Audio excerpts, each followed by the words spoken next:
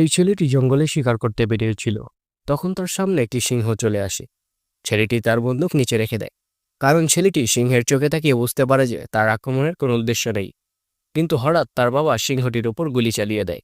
সিংহটি রেগে গিয়ে ছেলেটির উপর ঝাঁপিয়ে পড়ে। যখন ছেলেটি প্রায় মরতে যাচ্ছিল, তখন সিংহের রক্ত তার ক্ষততে পড়ে যায়।